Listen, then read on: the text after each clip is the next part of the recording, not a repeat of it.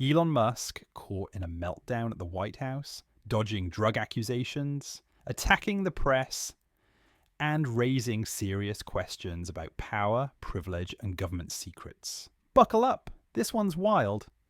So picture this: Elon Musk, sitting in the Oval Office, loses his cool when asked a simple question. Fox News reporter Peter Doocy brings up a New York Times report claiming Musk has been heavily abusing drugs, including ketamine, ecstasy, and even psychedelic mushrooms during his time working with the Trump administration. And instead of denying it, Musk explodes. He doesn't say the story is false. He doesn't offer an explanation. He just lashes out at the Times, bringing up old controversies and calling them fake news. Classic Trump-style deflection. But let's rewind for a second. According to this bombshell New York Times investigation, Musk's drug use went way beyond the occasional dose he claimed to take for depression. We're talking daily ketamine use, enough to reportedly impact his bladder, and a medicine box packed with around 20 different pills, including some that looked like Adderall. The report is based on private messages and interviews with over a dozen people close to Musk.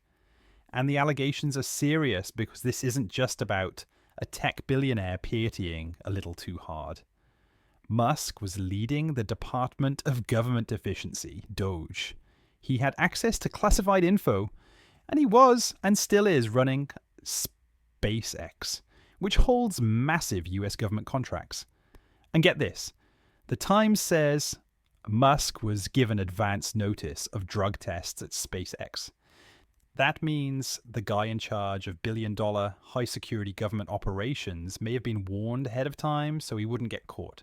Let that sink in. But instead of addressing any of this, Musk tried to flip the script. In front of reporters at the White House, he mocked the New York Times, questioned their credibility over a Pulitzer Prize, and tried to shut down the topic altogether. Let's move on, he said, brushing off one of the most damning drug allegations ever aimed at a US government figure.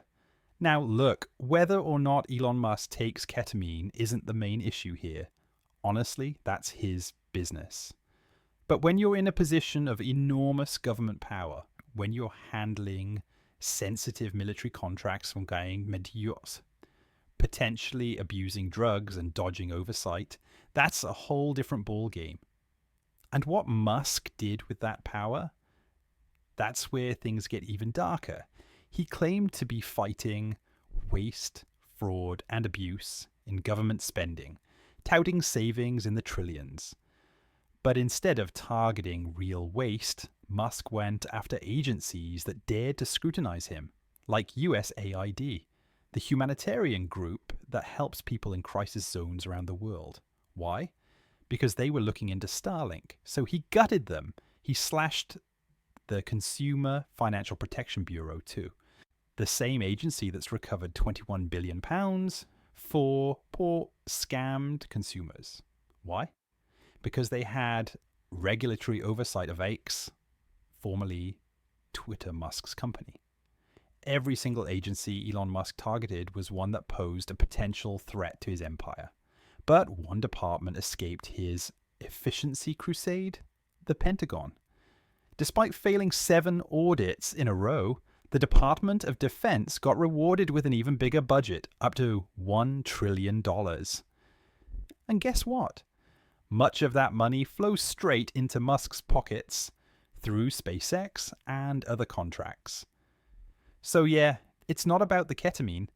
It's about how Elon Musk used his role in government to eliminate anyone who held him accountable, all while profiting handsomely and silencing critics.